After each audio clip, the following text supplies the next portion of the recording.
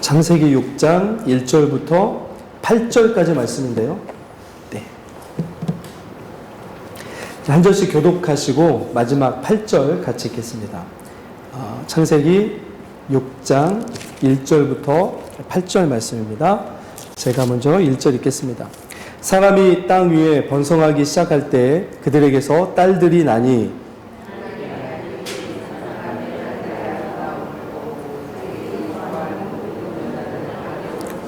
여호와께서 이르시되 나의 영이 영원히 사람과 함께하지 아니하리니 이는 그들이 육신이 됨이라. 그러나 그들의 날은 120년이 되리라 하시니라.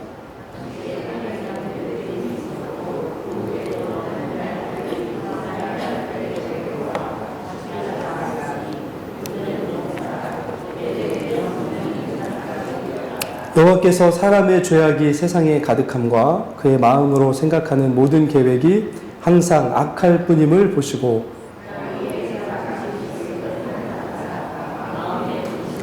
이르시되 내가 창조한 사람을 내가 지면에서 쓸어버리되 사람으로부터 가축과 기는 것과 공중의 새까지 그리하리니 이는 내가 그것들을 지었음을 한탄함이니라 하시니라. 그러나 노아는 여호와께 은혜를 입었더라. 아멘. 없어질 뻔한 예배였습니다. 수요예배가 부활한 예배를 저희가 드리고 있습니다. 순서제는 없는데요. 오늘 본문은 여러분 너무나 잘 아시는 노아 홍수의 앞부분, 시작 부분입니다. 노아 홍수하면 딱 어떤 단어가 먼저 떠오릅니까? 심판이죠. 심판, 그죠? 심판하는. 방주도 떠오르고 뭐 비둘기도 떠오르고 여러 가지 떠오르는데 노아 홍수는 하나님의 세상을 쓸어버리시는 심판의 이야기입니다. 심판으로 그런데 끝나는 게 아니고 사실은 노아 홍수는 새로운 시작의 이야기입니다. 왜냐하면 홍수가 끝났을 때의 상황을 보시면 이게 어떤 상황인지를 알 수 있습니다. 창세기 1장 2절에 보면 제가 혹시 찾아놨습니까? 창세기 1장 2절에 보면 뭐죠? 한번 읽어볼까요? 같이 읽습니다. 시작. 땅이 혼돈하고 공허하며 흑암이 깊음 위에 있고 하나님의 영은 수면 위에 운행하시니라. 노아 홍수가 끝났을 때의 상황이 이 상황이었습니다. 그렇죠? 하나님은 노아 홍수를 통해서 죄악된 인간들을 심판하는 것으로 끝나시는 것이 아니고 그것이 끝이 아니라 하나님의 심판이 새로운 시작임을 알려주시는 그 이야기가 노아 홍수의 이야기입니다. 자, 그런데 문제는 뭐냐면 창세기 1장에 보면 하나님이 이 세상을 뭐라고 보시면서 말씀하셨습니까? 보시기에 심히 좋았더라. 심히 좋았더라고 그렇게 말씀하셨던 이 창조의 세계를 하나님 그분 스스로가 쓸어버리시겠다고 하시고 쓸어버리십니다. 그럴 만한 이유가 무엇인지를 말씀하고 있는 것이 그 이유가 무엇입니까? 오늘 말씀에서 보시면 오늘 5절 말씀인데요. 그 이유가 자, 5절을 한번 같이 읽어볼까요? 5절입니다. 같이 읽습니다. 시작. 여호와께서 사람의 죄악이 세상에 가득함과 그의 마음으로 생각하는 모든 계획이 항상 악할 뿐임을 보시고 죄 때문이었습니다. 그죠? 죄. 제가 이 창세기를 계속 이제 말씀을 나눠가면서 한 가지 이렇게 머리에 염두에 두고 이렇게 읽어야 되는 게 첫 번째가 무엇이냐면 이 말씀이 처음에 누구에게 주어진 말씀이라고요? 출애굽한 이스라엘 백성들에게 주어진 말씀입니다. 그러면 하나님께서 창조하신 세계를 뭐가 무너뜨렸습니까? 죄가 무너뜨렸습니다. 그러면 이제 출애굽해서 가나안으로 들어가고 있는 이스라엘 백성들에게 가장 조심하고 가장 주의하고 가장 멀리해야 될 게 무엇입니까? 죄입니다. 죄. 죄를 왜 멀리해야 되는지를 알아야 되는데 그 말씀을 하고 있는 거죠. 특별히 오늘 말씀에 보면 죄의 가장 큰 특징이 무엇이냐면 세상의 죄로 가득하게 할 만큼 죄는 전염력이 강합니다. 한 사람에게서부터 시작된 죄였지만 온 세상의 죄로 가득하게 할 만큼 죄는 강력합니다. 그렇기 때문에 만약에 죄가 이스라엘 백성의 공동체 안에 들어오게 된다면 어떤 일이 일어나게 되겠습니까? 네, 노아 홍수의 이때의 이 세상에 있는 모습과 별반 다를 바 없는 일들이 일어나지 말라는 보장이 없는 거죠. 그래서 이 세상에서 일어났던 수많은 일들 가운데 유독 이 노아 홍수의 이야기를 가져다가 하나님께서 이 이스라엘 백성들에게 가르쳐주고 싶으셨던 것이 무엇이냐면 하나님의 거룩하신 백성으로서 세워지는데 가장 크게 방해되는 것이 무엇이냐면 죄이고, 그 죄가 얼마나 강력한지를 만약에 무시하거나 외면하면 어떤 일이 일어나게 되는지를 깨닫고 나서 어떻게 해야 됩니까? 죄와 철저하게 싸워가는, 죄와 철저하게 대항하며 살아가야 되는 삶이 이 거룩을 이루어가는 삶의 가장 중요한 일이라는 것을 이 노아 홍수 이야기를 통해서 알게 하시기를 원하셨던 거죠. 우리도 사실은 마찬가지입니다. 죄의 전염성은 우리가 생각하는 것보다 훨씬 더 큽니다. 마치 죄는 어떤 거 같냐면, 여러분 혹시 그 따개비라는 그 생물을 아십니까? 아니면 혹시 연갓이라는 생물을 혹시 아십니까? 네, 이 연갓이나 따개비의 특징이 뭐냐면, 네, 어떤 생명체를 숙주로 삼아가지고 그 생명체에 자기 알을 낳거나 거기에 머물러서 그것들을 움직여가지고 자기가 살아가게 만드는 도구로 이렇게 살아가는 아주 굉장히 위험한 동물입니다. 죄가 그렇습니다. 죄의 숙주는 무엇입니까? 안타깝게도 인간과 인간의 마음입니다. 죄는 인간과 인간의 마음을 숙주 삼아서 그 인간들 옆에 있는 다른 인간들에게 죄를 퍼뜨리는 도구로 사용할 수 있는 게 죄의 힘입니다. 그래서 로마서를 보면 사도 바울이 죄를 마치 인간인 것처럼 대합니다. 인격이 있는 것처럼, 죄의 어떤 힘이 있고 강력한 어떤 존재인 것처럼 이 죄를 이야기하거든요.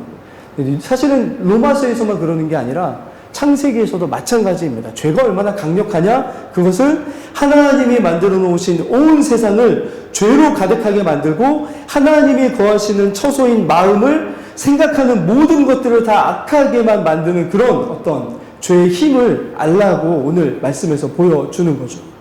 자, 그런데 아까 이야기한 것처럼 그 죄에 대한 심판으로 하나님께서 노아의 홍수를 일으켜 주시는데, 그러나 홍수의 이야기의 시작은 심판과 저주가 아니라 사실은 긍휼과 은혜로 시작합니다. 오늘 말씀 1절을 먼저 한번 볼까요? 6장 1절을 다시 한번 보겠습니다.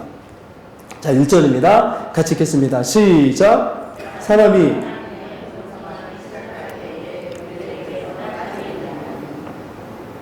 일절을 보면 하나님은 인간들의 죄가 점점 퍼져가고 있음에도 불구하고 하나님이 인간들에게 하셨던 약속을 거두지 않으셨습니다. 어떤 약속이고 어떤 복입니까? 생육하고 번성하여 땅에 충만하라는 말씀을 거둬들이지 않으셨습니다. 여전히 그들에게 땅에서 생육하고 번성할 수 있는 은혜는 주셨던 거죠. 거두어가지 않으셨습니다. 그러니까 창조의 이런 원리들을 완전히 거둬가지 않으신 거죠. 죄로 인해서 무너지긴 했지만. 자, 그래서 인간들이 이제 번성해가는, 사실은 그것 자체가 하나님의 은혜였는데요. 자, 그런데 이 번성해 갈 때 인간들이 했던 일들이 무엇이냐면, 저희가 오늘 보지는 않았지만 창세기 4장에 가면 가인의 후손들이 나타납니다. 그런데 가인의 후손들이 하는 일이 무엇이냐면, 뭘 만드냐면 문명을 만들어가기 시작합니다. 성을 쌓고요. 그리고 도구를 만들고 농업과 가축을 하는 어떤 생업의 여러 가지 형태들을 갖추어가기 시작했습니다. 살아갈 만한 세상으로 만든 거죠. 그런데 가인의 후손들이라고 불려지는 이 문명을 발달시킨 사람들의 특징이 무엇이냐면, 하나님 없이도 살아갈 만한 세상을 만드는 거였습니다. 하나님을 의지하지 않고 하나님께 바라보지 않아도 충분히 자신들이 개발하고 발명한 도구들을 통해서 얼마든지 살아갈 수 있는 어떤 세상을 만들어가기 시작했던 거죠. 동을 만들고 철을 만들고 가축을 길러서 배고픔의 문제와 그리고 여러 가지 어떤 것들의 삶에 부족한 것들을 만들어갈 수 있을 만한 여러 가지 것들을 인간에게 주신 지혜를 가지고 많이 개발하기 시작했습니다. 그러다 보니까 어떻게 됐습니까? 점점점 오히려 하나님이 주신 지혜를 가지고 뭔가를 발명해 가는데 오히려 더욱 어떻게 됩니까? 하나님으로부터 멀어지는 삶을 살게 되는 거죠. 그게 죄였습니다. 문제는 인간들이 그게 죄라는 것도 몰랐다는 거죠.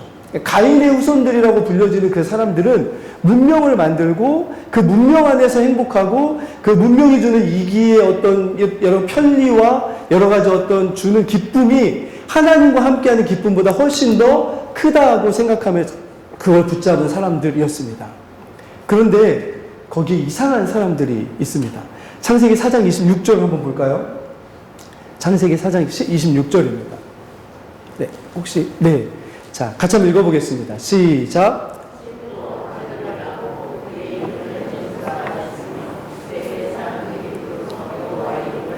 자, 여호와 이름을 불렀다라는 것은 성경에서는 어떤 의미입니까? 하나님을 예배한다는 뜻입니다. 그러니까 수많은 사람들이 문명의 여러 가지 좋은 것들을 선택하고 거기에서 막 그것이 전부인 것처럼 행복한 것처럼 막 정말 많은 일들을 하면서 거기에 젖어서 살아가고 있는데 저쪽 한쪽 구석에 어떤 사람이 있습니까? 여호와 하나님의 이름을 부르는 사람들이 있었습니다. 그 사람들은 누구였냐면 누구의 후손입니까?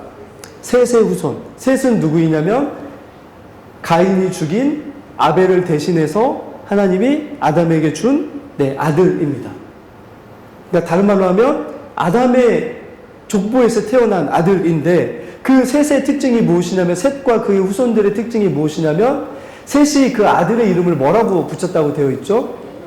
에노스라고 되어 있습니다. 에노스라고 불렀던 이름의 에노스가 뜻이 무엇이냐면 사람이란 뜻입니다. 사람, 인간이란 뜻입니다. 그런데 이 에노스라는 말에 원래 이렇게 뿌리를 찾아보면 이 에노스라는 말은 원래 무슨 말에서 나왔냐면 연약함, 유한함 이런 어떤 뜻으로 되어 있습니다. 그러니까 셋이 자신의 아들을 낳았을 때 느꼈던 인생의 가장 큰 깨달음이 무엇이었냐면 인간은 어떤 존재라고요? 유한한 존재라는 걸 깨달았습니다. 그것을 깨달았기 때문에 누구에게 의지할 수 있었습니까? 하나님께 의지할 수 있었던 거죠. 다른 말로 하면 두 자손들이 나타나기 시작했던 거죠. 한쪽 자손들은 가인의 후손으로서 자신들의 지혜를 가지고 만들어낸 문명의 이기를 가지고 얼마든지 세상에서 행복하게 살아갈 수 있다고 생각하는 사람들이 있었던 반면에 아담 이후의 셋의 후손들은 어떤 사람들이었습니까? 그것으로는 우리가 참되게 살아갈 수 없다. 인간들은 유한하고 연약하여서 하나님을 떠나서는 살아갈 수 없다라고 하는 것을 깨닫고 하나님의 이름을 부르면서 하나님을 예배하는 이들이 나타났던 거죠. 자, 그런데 여기서 문제가 이제 시작됩니다. 뭐냐면 여기서 창세기는 6장으로 바로 가지 않고 5장을 만들어내는 게 줬는데 5장에는 뭐가 가득하냐면 아담의 후손의 이름들이 쭉 기록이 되어 있습니다. 그런데 그 아담의 후손의 족보가 끝난 다음에 아까 읽었던 6장 1절이 시작되는데 자, 6장 1절을 한 번만 더 가볼까요?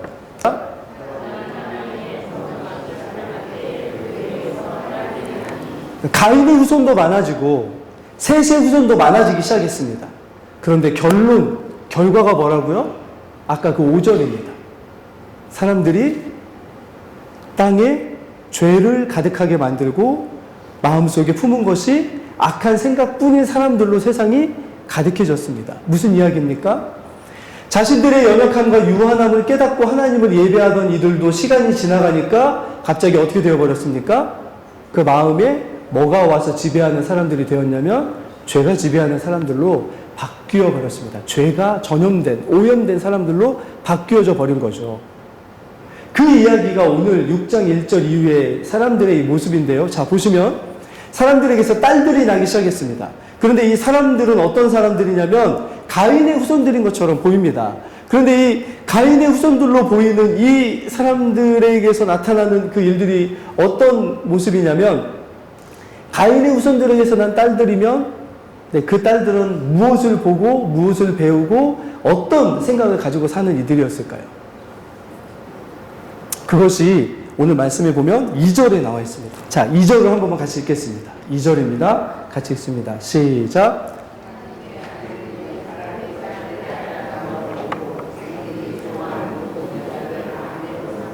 자, 여기 보면 자, 딸들의 뭘 봤다고요? 아름다움을 봤습니다. 근데 누가 봤다고요? 하나님의 아들들. 하나님의 아들들에 대해서는 여러 가지 이야기가 많은데 제가 본 바로는 저는 이 하나님의 아들들은 누구냐면 앞에 나오는 셋의 후손들인 것처럼 보입니다. 하나님을 예배하던 사람들. 자신들의 유한함과 연약함을 하나님 앞에 고백하면서 주님, 저 세상을 따라가면 제가 만족하는 게 아니고 하나님과 함께야만 제가 만족이 있습니다라고 고백했던 그 사람들과 그 사람들의 후손들입니다. 그런데 그들이 갑자기 뭘 선택하기 시작합니까? 사람의 딸들의 아름다움을 보고 그것을 취하는 사람들이 되어버렸습니다. 제가 보니까 저는 늘 이 말씀을 볼 때 이렇게 생각합니다. 셋의 후손들은 왜 이 가인의 후손들로 생각되어진 이 사람의 딸들의 아름다움에 빠질 수밖에 없었을까라고 생각해 보면 제가 조금 이제 제 생각인데요. 이렇게 생각이 됩니다. 가인의 후손들은 뭐 화장품이 발달했을 것이다. 아니면 멋진 옷을 지어서 입었을 것이다. 아니면 뭡니까? 네, 멋진 장신구나 이런 걸 꾸며가지고, 그죠? 세상의 아름다움을 드러내는 방식이 여기에 나와야 되는 거죠. 세상에서 태고 이래로 자신들의 아름다움을 여성들이 드러내기 위해서 보이는 일반적인 방식이 아마 여기에 있었을 겁니다. 그런데 하나님의 아들들에게서 자라난 딸들이라고 만약에 본다면 그들은 그것을 통해서 아름다움을 드러내려고 하지 않았을 것입니다. 뭘 통해서 아름다움을 드러내려고 했을까요?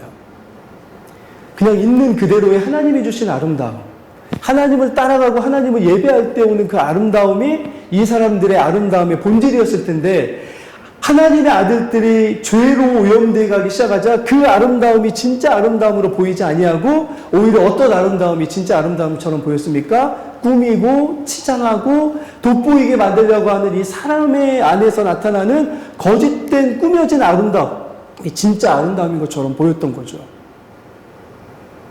그러자 이 사람의 아들들, 이 하나님의 아들들이라고 했던 하나님을 예배하던 사람들이 뭘 취하기 시작합니까? 그들을 자신들의 아내로 취하기 시작합니다.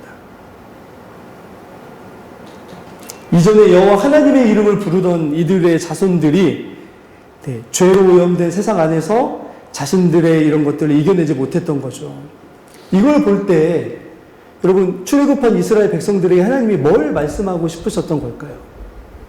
너희들은 어떻게 할 거냐라는 질문이 아니겠습니까? 너희도 이제 가나안 땅에 들어갈 텐데 가나안 땅은 어떤 땅입니까? 당시의 우상 숭배와 성적인 타락과 그리고 이 어떤 성적인 타락의 결과로 나타나는 여러 가지 인간적인 아름다움으로 가득했던 곳이 어떤 땅입니까? 가나안 땅입니다.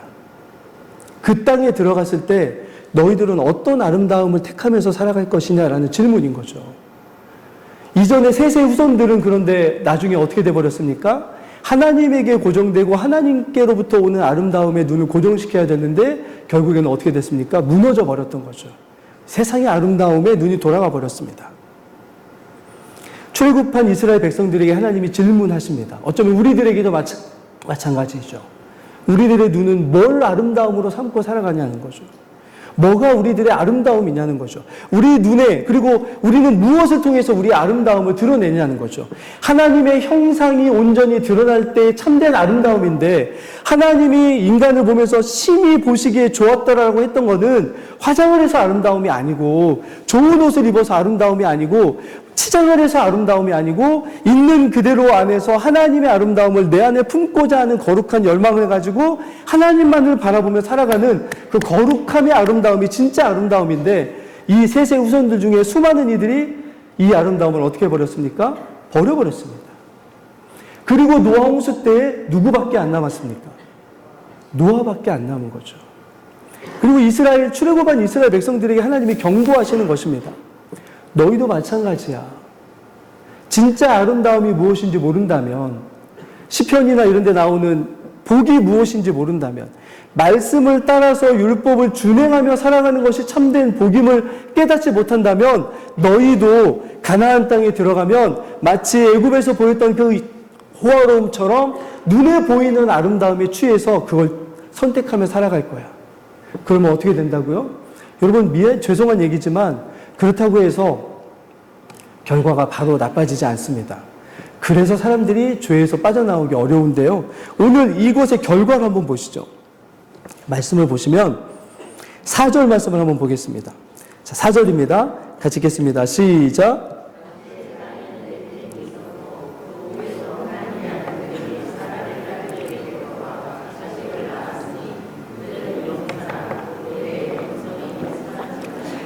만약에 여러분, 저희가 하나님이라면, 죄송한 얘기입니다.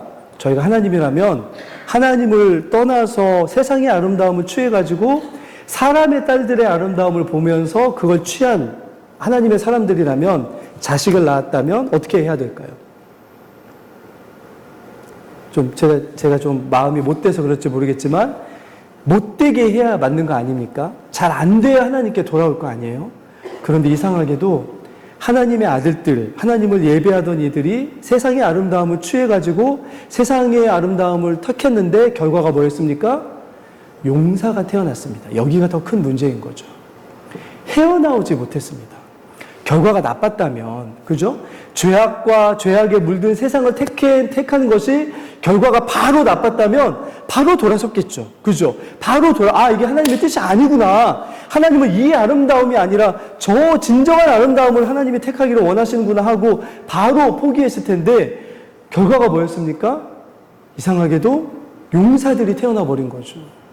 그러니 뭐가 됐겠습니까? 역시 내가 선택한 게 잘된 거야, 잘한 거야 라는 어떻게 보면 자신만만하거나 득이양양하게 되는 거죠. 세상은 원래 그렇지만 믿음의 사람들도 사실은 이럴 가능성이 참 많아집니다. 우리도 어쩌면 우리들의 삶에 용사를 원하고 있는지 모르겠습니다. 이 시대의 용사와 같은 자녀들이라면 어떤 자녀들일까요, 여러분? 좋은 대학, 좋은 직업, 어떤 이런 거겠죠. 근데 이게 결과가 사실은 무엇일 수 있냐면 세상의 아름다움을 취한 결과일 수도 있다라는 거죠.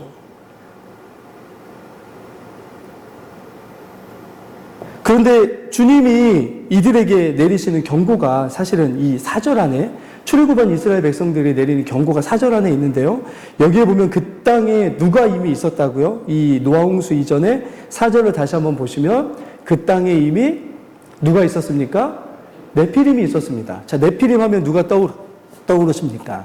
네피림은 거인이란 뜻인데요. 거인하면 누가 떠오르십니까? 네.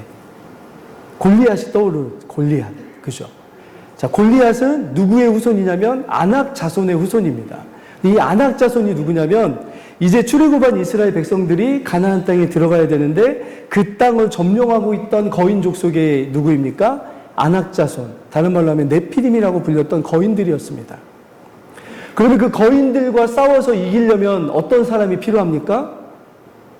용사가 필요한 거죠. 그래서 우리가 이렇게 하다 보면 이 죄에 물들어갈 때 가장 큰 특징이 뭐냐면 합리화입니다. 하나님, 용사만이 네피림과 싸울 수 있습니다. 하나님, 용사만이 저 거인과 싸워서 이길 수 있습니다. 우리에게 용사가 필요합니다.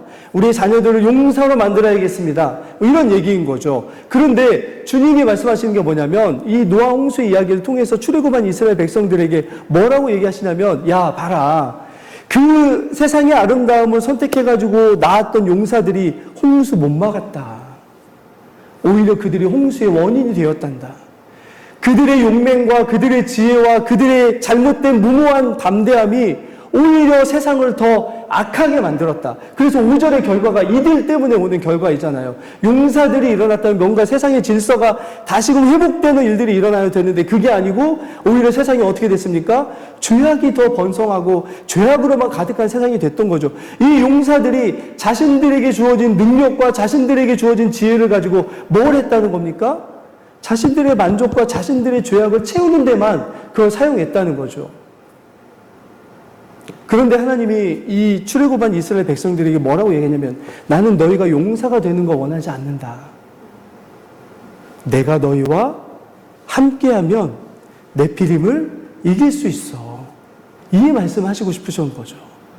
진짜 중요한 건 뭐냐면 우리가 어떤 것을 취하고 어떤 직업을 가지고 어떤 위치에 가느냐가 중요한 게 아니고 오늘 말씀에서 하는 것처럼 주님과 우리가 얼마나 동행하며 함께 하느냐가 가장 큰 우리에게 주어진 관건이고 가장 중요한 주제이라는 거죠. 우리의 삶의 주제가 노아 홍수의 시대를 통해서 하나님이 이스라엘 백성들에게 보여주고 싶으셨던 것은 나는 너희가 용사가 되는 걸 원하는 게 아니야. 네피림 못 이길 것 같지? 네피림이 홍수에서 살아남았느냐? 한 사람도 살아남지 못했다. 하나님이 내리신 능력의 어떤 거 안에서 살아남은 존재는 그들이 아무리 이 세상에 크고 용맹스러운 용사이고 골리앗처럼 거대한 몸을 가진 이들이라 할지라도 나중에 다윗이 다른 사람이 생각했던 용사였기 때문에 이겼던 게 아니었잖아요. 다윗이 골리앗을 이길 수 있었던 이유는 무엇이었습니까? 칼과 단창이 아니라 만군의 여호와 하나님의 이름으로 내가 너에게 달려간다라고 하는 하나님과 함께 달려갔기 때문이었습니다. 이스라엘 백성들에게 그걸 말씀하고 싶으시는 거죠, 주님이. 노아 홍수를 보면 세상에서 우리가 얻고 싶은 수많은 아름다운 것들이 우리 눈에 즐비하게 우리를 유혹할 수 있다. 그래서 오늘 이 하나님의 아들들이 사람의 딸들을 취하였다는 이 말씀의 구조가 뭐하고 똑같냐면, 하와가 선악을 알게 하는 나무 열매를 보고 그것이 먹음직스럽고 보암직스럽고 지혜롭게 할 만큼 탐스러울 그런 모습으로 보여서 어떻게 했습니까? 그것을 취하였다라는 말과 똑같은 구조로 되어 있습니다. 죄의 본성은 같다라는 거죠. 죄의 가장 큰 특징은 내 눈에 보기에 좋은 것을 그대로 나를 위해서 취하고 싶은 욕망에서 시작됩니다.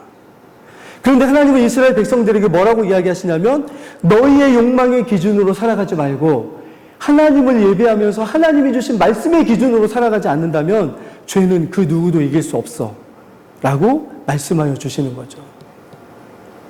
그래서 오늘 말씀에 오늘 주님이 뭐라고 말씀하시냐면, 이 땅에 하나님이 안타까워하시는 게 뭐냐면 3절의 말씀입니다. 자, 3절 한번 같이 읽어볼까요? 3절 같이 읽겠습니다. 시작.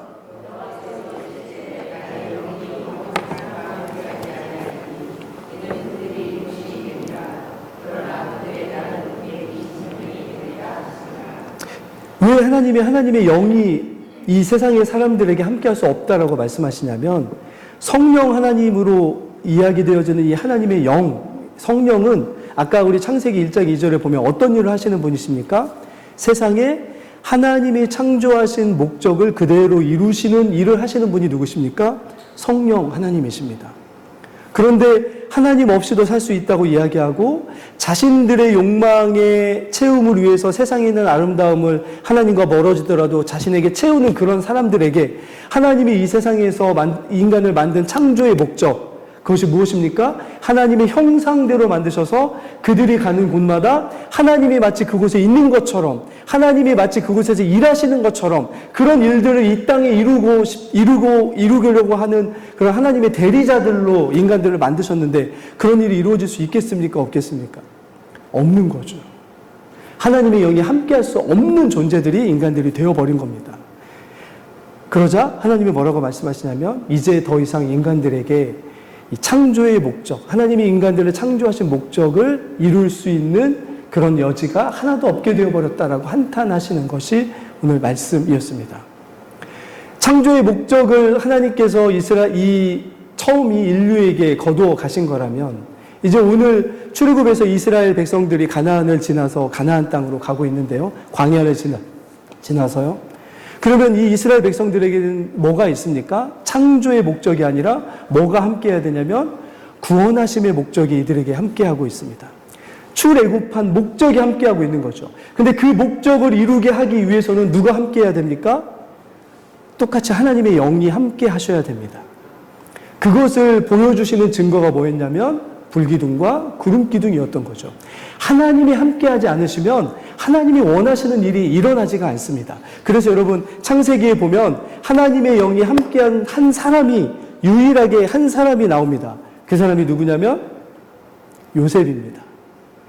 요셉을 향하여 바로가 이 이집트 사람들이 뭐라고 이야기하냐면, 저는 신이 함께하는 사람이다, 하나님의 영이 함께하는 사람이다라고 그렇게 고백되어집니다. 하나님의 영이 함께하죠. 어떤 일이 일어납니까? 요셉을 통해서 죽어야 될 수많은 사람들이 살아납니다. 노아와 같은 사람인 거죠, 요셉이. 그죠? 그리고 나중에 출애굽한 이스라엘 백성들 안에 하나님의 영이 함께하는 또 하나의 사람이 나옵니다. 그 사람이 누구냐면 오홀리압과 부살렐이라고 하는 성막의 기구를 만든 사람이었습니다. 이 사람의 특징이 뭐냐면, 저가 여호와의 신이 충만하더라라고 되어 있습니다. 하나님의 영이 함께해야만 하나님이 이 땅에 인간들을 만들어 놓으신 목적이 제대로 이루어질 수가 있습니다. 하나님의 영이 함께해야만 하나님이 주시는 이 세상에서 우리가 얻어야 되는 참된 아름다움이 무엇인지를 분별할 수가 있습니다. 우리의 마음 안에 성령이 거하시는 전의인지를 알지 못하냐고 말씀하시는 이유가, 우리의 마음이 이전에는 우리의 원하는 것을 채우려고 하는 욕망에 거처했다면, 구원받은 우리들은 누구의 거처가 됩니까? 하나님의 영이신 성령이 우리의 마음에 함께 하시면서 우리의 마음이 생각하는 것마다, 죄에 있을 때는 죄만 가지고 있던 우리가 이제는 어떤 사람으로 바뀌어집니까? 하나님의 창조의 목적과 구원의 목적이 나타나는 것으로만 생각하는 사람으로 어떻게 하십니까? 바꿔 가시는 거죠. 그래서 노아의 홍수는 단순한 세상을 쓸어버리는 홍수 심판의 이야기만이 아닙니다. 하나님이 만들고 싶은 세상이 어떤 세상인지를 보여주고 싶은 이 사건이 바로 노아 홍수 사건인 거죠. 하나님이 세상이 죄로 가득하니까 그게 싫어서 물로 버려서 씻어버리고 멸해버리시는 사건이 아니고 진짜 하나님이 이 세상에 원하시는 세상, 이 모습이 어떤 모습인지를 보여주고 싶으셨고 하나님은 그것을 통해서 이스라엘 백성들과 이 말씀을 받는 모든 이들에게 하나님이 참된 이 세상에서의 아름다움이 무엇인지를 알기를 원하셨던 거죠. 그래서 오늘 말씀에 보면 참된 이 아름다움을 이렇게 발견하고 그대로 살았던 사람이 누구냐면 오늘 8절의 노아입니다. 자, 노아를 한번 볼까요? 8절입니다. 같이 한번 읽어보겠습니다. 시작. 여러분, 이 말이 원래는 원어에는 뭐라고 되어 있냐면 지금 하나님의 아들들은 자신들의 눈에 보기에 아름다운 것을 있는 그대로 선택했죠. 그죠? 그런데 노아는 어떤 사람이었냐면 이 8절이 뭐라고 되어 있냐면 그런데 노아는 여호와의 눈에서 자기를 향한 호의를 발견하였다라고 되어 있습니다. 그러니까 하나님이 원하시는 사람이 어떤 사람이라고요? 자신의 눈으로 세상의 아름다움을 합리화를 통해서 내가 용사가 되어야 된다라고 하면서 뭔가를 가득 채우는 사람이 아니라 하나님의 눈에서 자신을 향한 뭘 발견하는 사람입니까? 호의, 다른 말로 하면 은혜, 사랑을 발견할 수 있는 사람인 거죠. 그럼 어떻습니까? 우리를 바라보시는 하나님의 눈에 우리를 향한 사랑과 호의가 얼마나 가득할까요? 노아는 그런 사람이었습니다. 왜 그랬는지 보면 오늘 저희가 말씀에는 없는데 9절 말씀을 한 번만 볼까요? 9절입니다. 이것이 노아의 족본이라.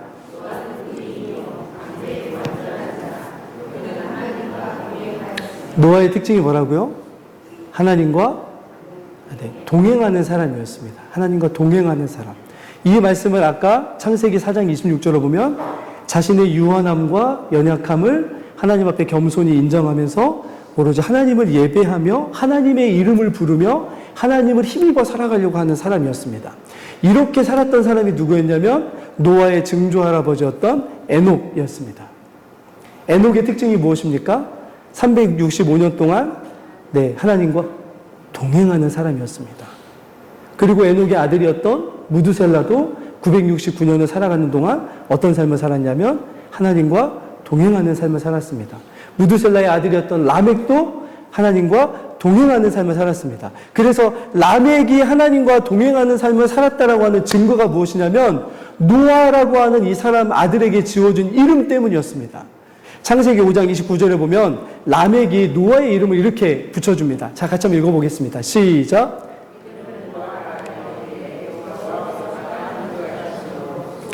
일하는 우리를 이 아들이 안위하리라 하였더라. 이 안에는 창세기에 있는 복음이 그대로 담겨져 있습니다. 첫 번째, 어떤 복음이냐면 여자의 후손이 구원을 이룰 것이라고 하는 기대감이 라멕에게 그대로 전해져 있습니다.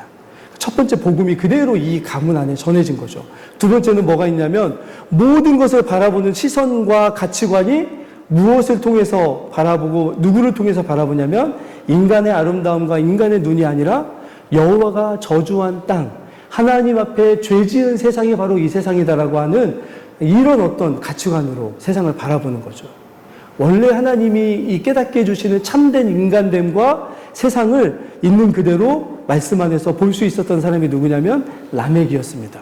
그래서 그 신앙을 누구에게 전해줍니까? 노아에게 전해줬던 사람이 라멕이었습니다. 그리고 노아는 그대로 살아갑니다. 여기서 한 가지 제 추측인데요. 제가 늘 이 말씀을 보면서 제가 33살에 결혼했나요? 네. 근데 노아 이야기를 볼 때 제가 옛날에 이런 생각을 해본 적이 있습니다. 노아가 몇 살에 아이를 첫 번째 낳기 시작했는지 아십니까? 네, 500세입니다. 500세. 그런데 다른 사람들은 몇 살부터 아이를 낳기 시작하냐면 적어도 한 100에서 150년 되면 다 아이를 낳기 시작합니다. 결혼을 했다는 이야기입니까? 안 했다는 얘기입니까? 결혼을 일찍 했다는 얘기죠.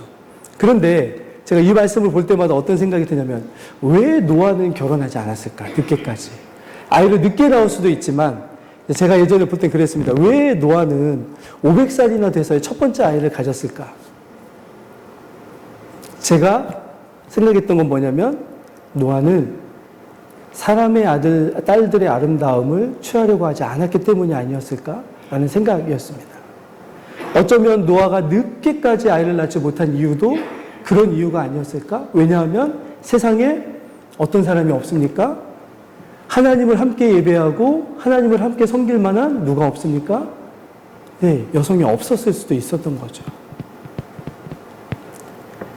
여러분, 오늘 말씀에서 보면 하나님께서는 이런 세상이 되어버린 것을 한탄하십니다. 후회하신다는 말은 아파하신다는 거죠. 하나님이 아파하십니다. 근데 하나님의 아파하심으로만 끝나는 게 아니고, 죄로 가득한 하나님의 이 세상, 창조하신 세상을 하나님께서는 그냥 놔두지 않으시고, 그것들을 다시금 새롭게 하시려고 홍수를 일으켜 주시는 것을 보게 됩니다. 말씀을 마치겠습니다.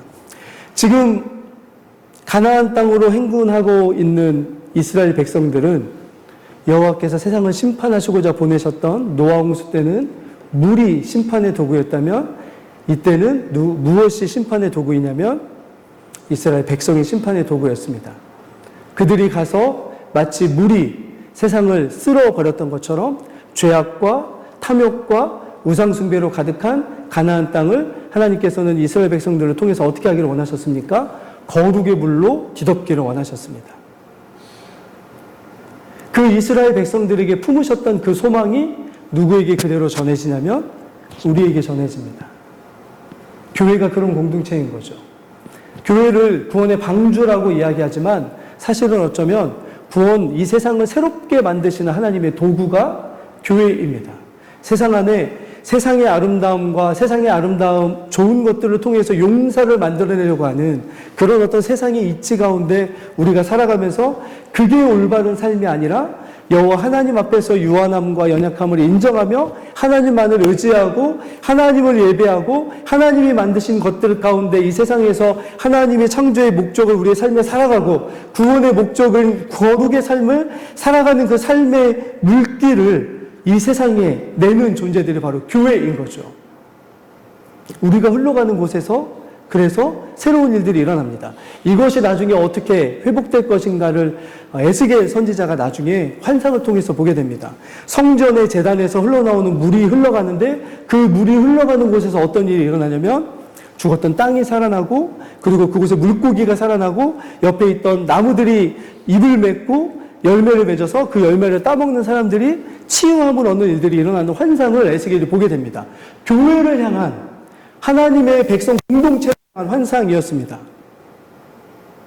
오늘 이 시간 또 우리에게도 하나님이 원하시는 모습이 무엇이냐면 수많은 사람들이 세세후손으로 출발했지만 남은 자손은 누구밖에 없었다고요? 노아밖에 없었습니다. 왜냐하면 여기까지 그 마태복음 24장 말씀인가요? 그 말씀을 한 번만 더 보여주시고 말씀을 마치겠습니다. 네, 같이 한번 읽어볼까요? 같이 읽습니다. 시작.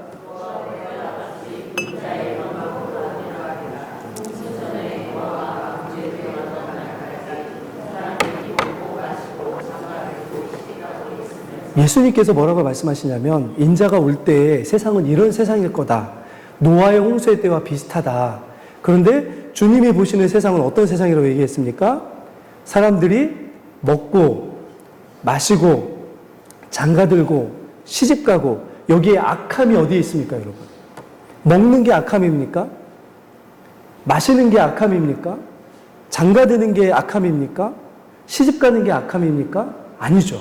그런데 오늘 노아 이 창세기 6장에 비추어서 본다면 이 모든 행위 가운데 누가 없습니까? 하나님이 없으신 거죠. 다 누구를 위한 겁니까?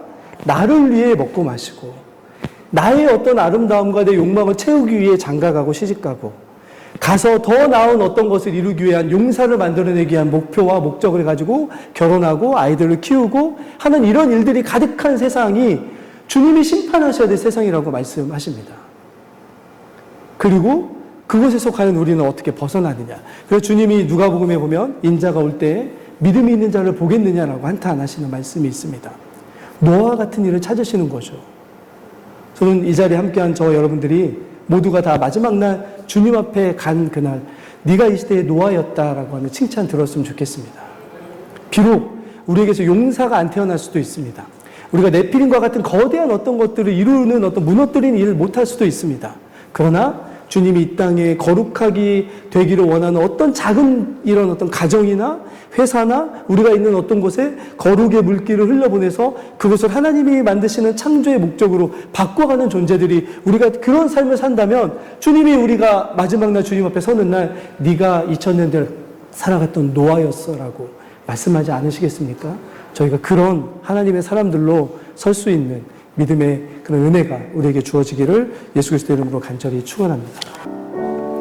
살아계신 아버지 하나님, 노아 홍수의 시대에도 그리고 믿음의 사람들이 살아왔던 그 모든 시대에도 그리고 우리가 지금 교회를 섬기며 살아가는 이 시대에도 죄는 동일한 모습으로 우리에게 사망이라는 삭스를 주기 위하여 하나님 여전히 간교와 간계로 우리들을 공격하고 있습니다. 때로 우리가 하나님이 좋아하지 않는 것을 마치 아름다운 것인 것처럼 취하려고 하는 욕망에 하나님 넘어갈 때가 있습니다. 그때마다 주의 성령께서 우리 안에 참된 깨달음을 주셔서 하나님 잘라낼 수 있는, 벗어날 수 있는 하나님 그리하여 주님이 말씀하신 것처럼 참된 자유를 누리며 생명의 성령의 법 안에서 누리는 그 구원의 자유를 믿음으로 고백하며 찬양하며 살아갈 수 있는 이 시대의 노아와 같은 이들로 우리가 살아가게 인도하여 주시옵소서. 우리가 약합니다, 주님. 셋이 하나님의 말씀대로 살아가고 싶었지만 너무나 연약한 자신을 바라보면서 약함이라고 하는 이름의 에노스라고 하는 아들의 이름을 지었던 것처럼 우리의 마음속에 때때로 있는 약함과 연약함과 유한함 때문에 하나님 주님만을 예배하며 주님만을 기뻐하는 것이 쉽지 않을 때가 있습니다. 그러나 그때마다 주님께서 노아와 함께하여 주시고 노아에게 은혜를 주셔서 하나님과 동행해야 될 이유가 하나님 얼마나 큰지를 깨닫게 하여 주셔서 120년의 삶이 헛되지 않게 인도하여 주셨던 것처럼 하나님 우리의 삶에도 주님의 깨닫게 하심을 통해서 하루하루 순간순간마다 하나님이 우리를 동행하여 주시는 그 은혜가 얼마나 놀라운지를 고백하며 살아갈 수 있도록 인도하여 주시옵소서. 하나님께서 우리에게 주시는 하나님 이 시대를 향한 우리의 인생의 목적을 분명히 발견하고 살아가는 저희들이 되기를 간절히 소망하오며 우리 구주 예수 그리스도 이름으로 감사드리며 기도하옵나이다. 아멘.